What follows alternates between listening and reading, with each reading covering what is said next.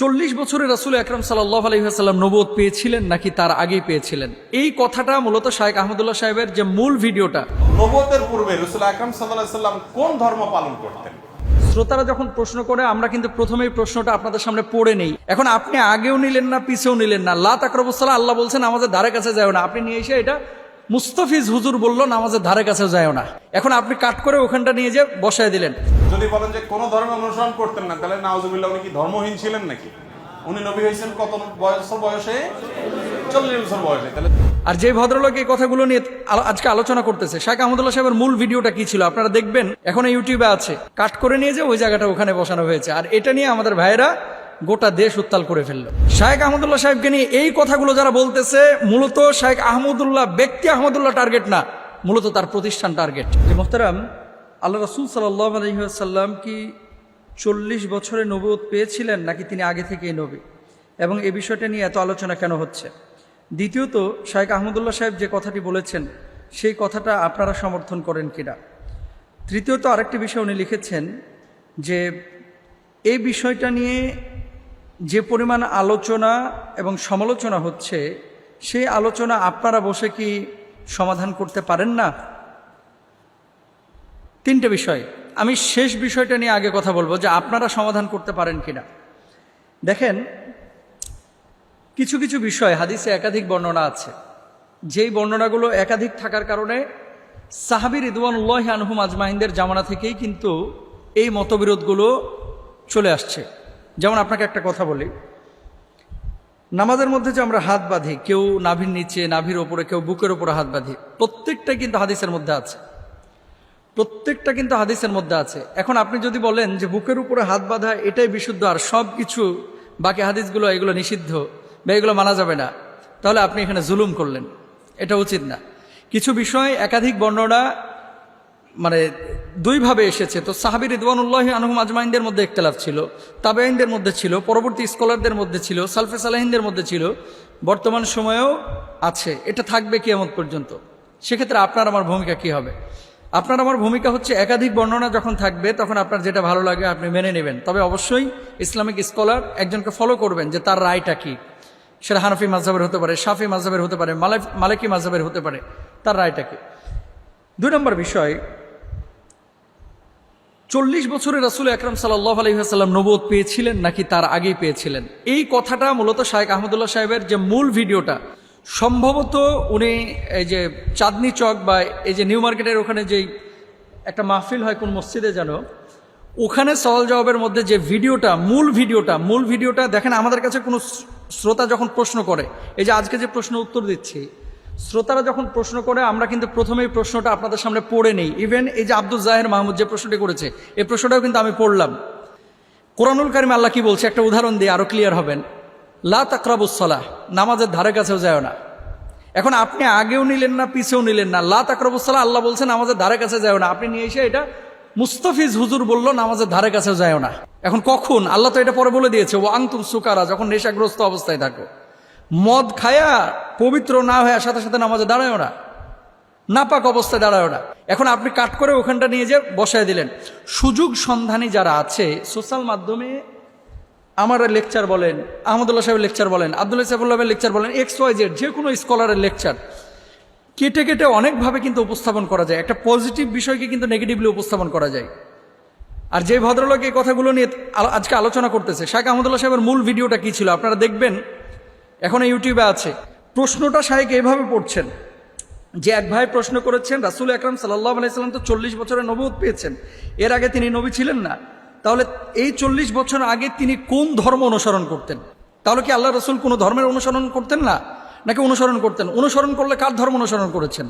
আমরা জানি যে ইব্রাহিম আলাইহিস সালাতু ওয়াস সালামের দিন ধর্ম আল্লাহ রাসূল সাল্লাল্লাহু আলাইহি ওয়াসাল্লাম অনুসরণ করেছেন। তাহলে শায়েখকে প্রশ্ন করা হয়েছে, সেই প্রশ্নটা শায়েখ ওখানে উপস্থাপন করেছেন যে আল্লাহর রাসূল 40 বছর তো নবুয়ত পান নাই। প্রশ্নটা এভাবে করাছে, সেই প্রশ্নটা শায়েখ পড়েছে মাত্র, কাট করে নিয়ে যে ওই জায়গাটা ওখানে বসানো হয়েছে। আর এটা নিয়ে আমাদের ভাইয়েরা গোটা দেশ উত্তাল করে ফেলল। জ্ঞানী মানুষের একটা বিষয় কি জানেন, যে সবসময় তর্কে জড়ায় না, ঝগড়া বিবাদে জড়ায় না। কারণ যেই গাছে যত ফল বেশি সেই গাছটা তত নত বেশি। এই যে আম বড় বড় দেখবেন, গাছের উপরে ধরে আছে, যত বেশি আম গাছটা তত নত। এত কথা শাইখ আহমদুল্লাহ সাহেবকে নিয়ে বাংলাদেশে হলো, আমি তো দালাল হয়ে গেছি। মানুষ বলতেছে, কতজন তো আমাকে নিয়ে কত কথা বলতেছে। এতদিন আমাকে নিয়ে কেউ সমালোচনা পৃথকভাবে করেছে, কিন্তু আওয়ামভাবে একটা দুইটা না একাধিক ভিডিওতে আমাকে সমালোচনা করেছে। যে ভাই আমার নিয়ে গালমন্দ করেছে, সমালোচনা করেছে, আমি তার জন্য দোয়া করি, আল্লাহ তাকে হেদায়েত দান করুক, আল্লাহ তাকে মাফ করে দেয়। তার ব্যাপারে আমার কোনো আক্রোশ নাই, বিদ্বেষ নাই। কিন্তু শাইখ আহমদুল্লাহ বাংলাদেশের একটা অ্যাসেট। আহমদুল্লাহরা প্রতি বছর জন্ম নেয় না। আমি মুস্তাফিজ না থাকলে দেশের জাতির দিনের অতটা ক্ষতি হবে না। একজন শাইখ আহমদুল্লাহ না থাকলে এ দেশের, এ জাতির, এ দিনের অনেক বড় ক্ষতি হবে, অনেক বড় ক্ষতি হবে, অনেক বড় ক্ষতি হবে। সুতরাং শাইখ আহমদুল্লাহ সাহেবকে নিয়ে এই কথাগুলো যারা বলতেছে, মূলত শাইখ আহমদুল্লাহ ব্যক্তি আহমদুল্লাহ টার্গেট না, মূলত তার প্রতিষ্ঠান টার্গেট, যাতে করে এই প্রতিষ্ঠানটার উপরে প্রশাসনিক নজরদারি নিয়ে এসে প্রতিষ্ঠানটাকে বন্ধ করতে পারে। কারণ কি, মানুষের ভিতরে একটা গ্রহণযোগ্যতা তৈরি হয়েছে।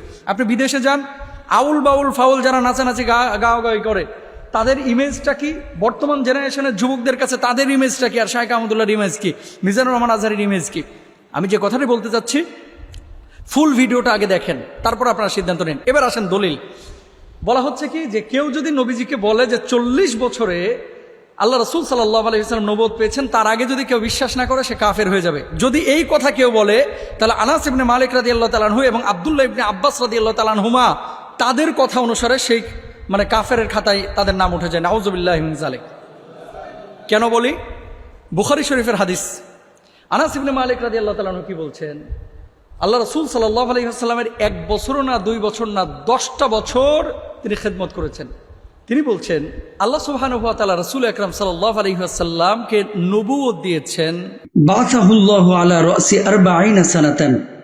আল্লাহ রাসূল সাল্লাল্লাহু আলাইহি ওয়াসাল্লামের উপরে আল্লাহ তাআলা নবুয়ত দিয়েছেন 40 বছরে। তা আনাস ইবনে মালিক রাদিয়াল্লাহু তাআলা তিনি বলছেন 40 বছরে নবুয়ত দেওয়া হয়েছে।